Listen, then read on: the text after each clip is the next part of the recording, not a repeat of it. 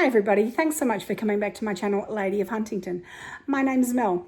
Today we're in my kitchen and the reason for that is we're doing the Gladiator challenge, and the Gladiator challenge at this time is to make something from your garden.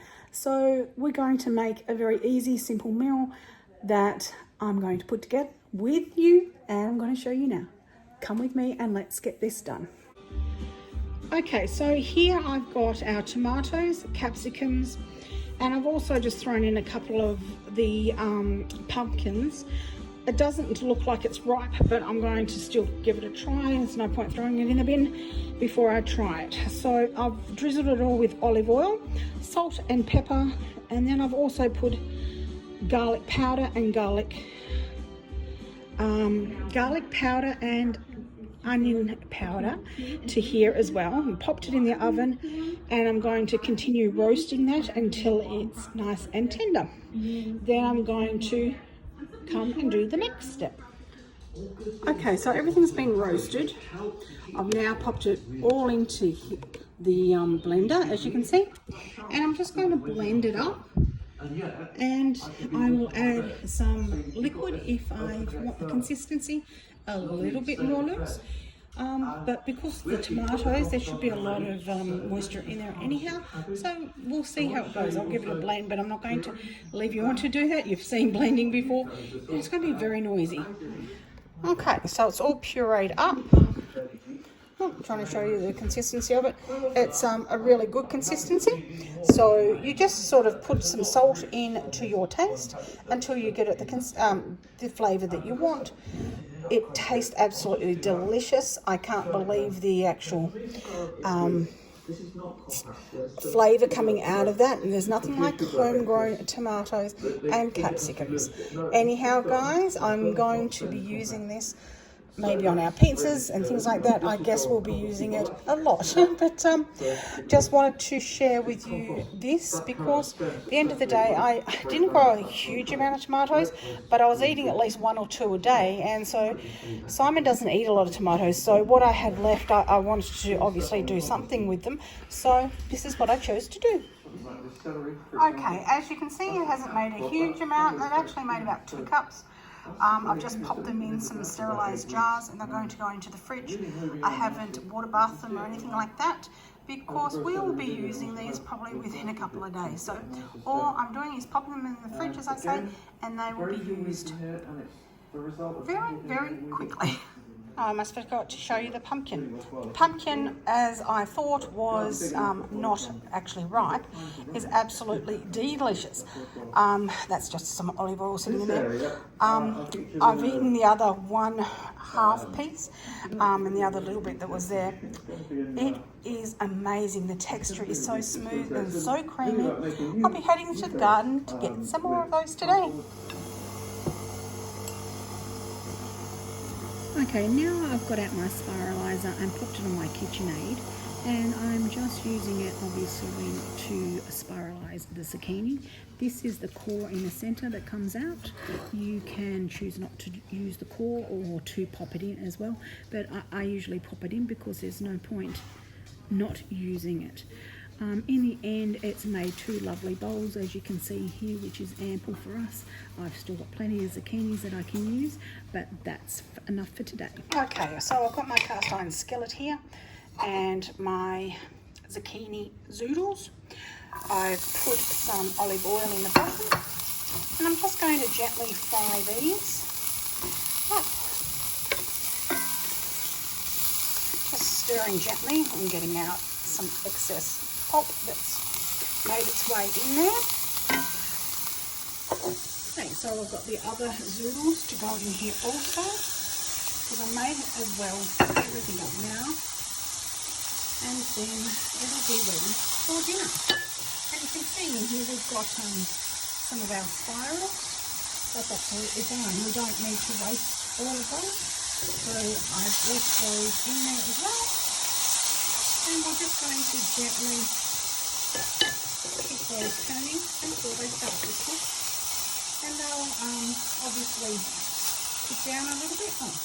Yeah, well you can, I didn't mean to, but you can leave the end parts in Obviously, I don't do up those in this trick. So if you don't want to waste them, you can start mixing them up and use them. Alrighty, so I'll come back and show you a little bit later as they start to mush on down. Okay, you can see here I've just put some cracked black pepper on and some salt. Now, I know that that's also in the actual sauce that I made, but I do like to season the zoodles as I'm cooking them.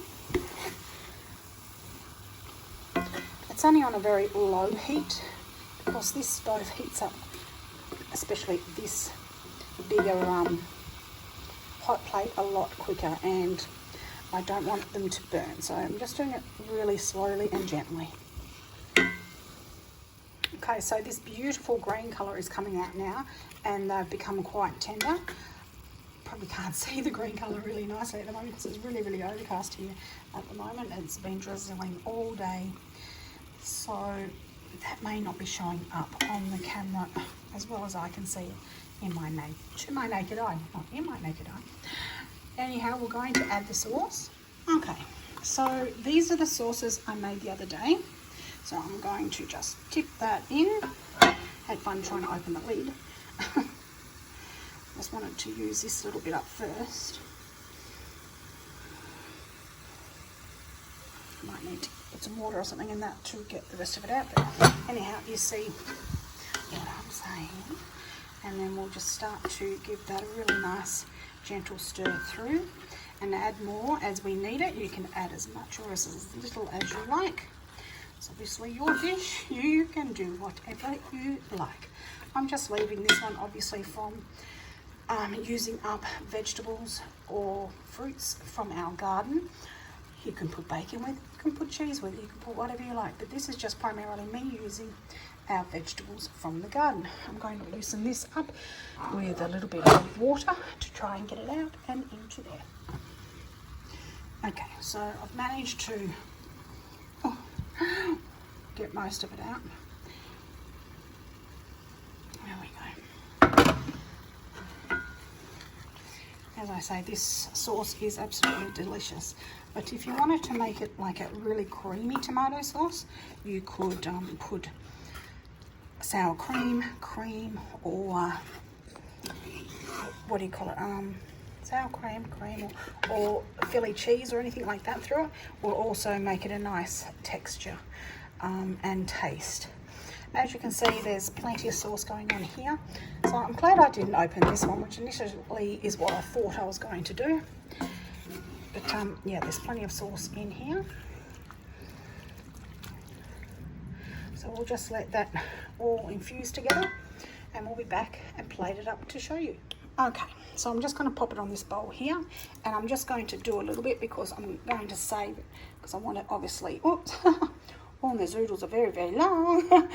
We might need to cut some of those, I think. Oh yes, hang on, let's grab a knife.